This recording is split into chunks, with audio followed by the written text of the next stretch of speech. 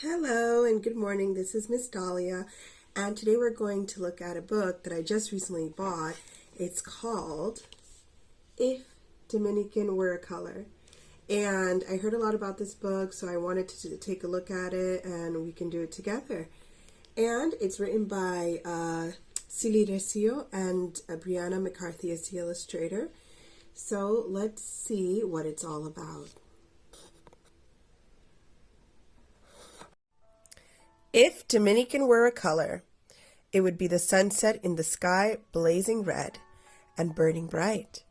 If Dominican were a color, it'd be the roar of the ocean in the deep of the night, with the moon beaming down rays of sheer delight. This lilting lyrical read aloud is a gentle reminder that the palette of a nation is never just one hue, but has as wide as a range as nature itself. So that's the introduction. Let's see. Very nice pictures. Okay. And we begin. If Dominican were a color, it would be the sunset in the sky, blazing red and burning bright.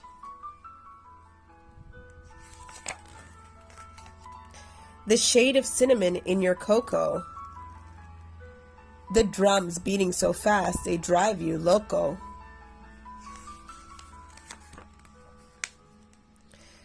My grandma's mahogany skin, honey brown eyes. My other grandma's yellow tint, just like mine.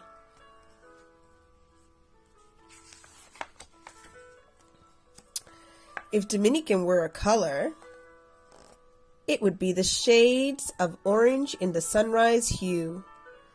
The Haitian black on my Dominican back.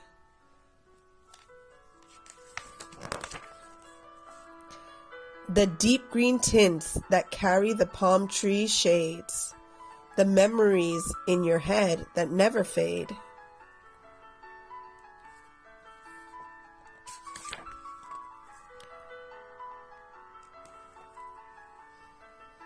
The neutral browns that color our lips. The café con leche that everyone sips.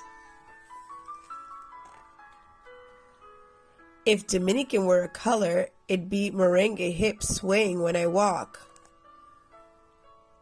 The chatter of neighbors strutting as they talk. It'd be the way my words shape in my mouth, the colors they might not know in the South.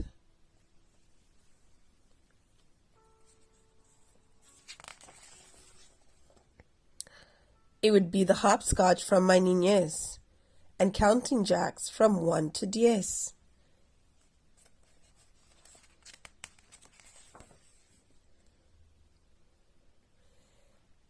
It'd be the curls and kinks that blend my hair, the color of charcoal mixed with the sun's glare.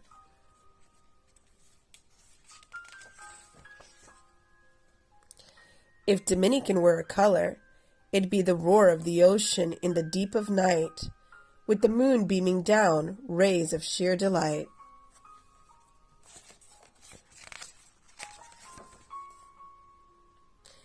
It'd be the maíz coming up amarillo with green.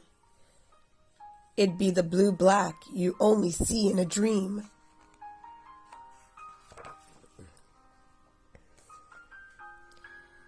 There wouldn't be a palette that could hold it all.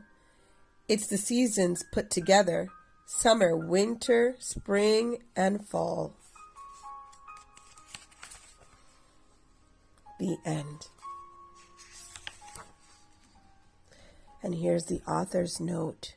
And she explains, when my mother and I left Dominican Republic to live with my Black Spanish-speaking father in New York City, he seared these words into my head.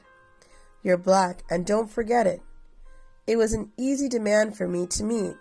As a little girl in Dominican Republic, my world was filled with love and melanin.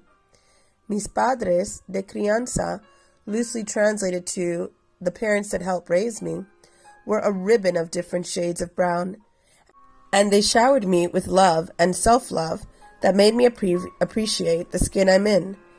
Mama and I are both Haba. a term used on the island to describe a person with light skin and black features. Papa and my two sisters are dark as the chocolate embajador they sell in the stores. We have curly hair, and the more we played in the sun, the more our brown stood out. We thought our colors were beautiful. Still, for all the love that our little family unit shared during those slow summer days, some memories are tarnished by how others tried to shape blackness in my eyes. To them, looking black instead of like family members who looked white was worthy of insults. What they didn't understand was that neither racism nor colorism could ever change the beauty I saw in my features, how I saw myself. So many people on the island have yet to embrace this simple truth, my truth, that black is beautiful. And that's a shame considering how many dark-skinned Dominicans and other dark-skinned citizens of Spanish-speaking countries exist.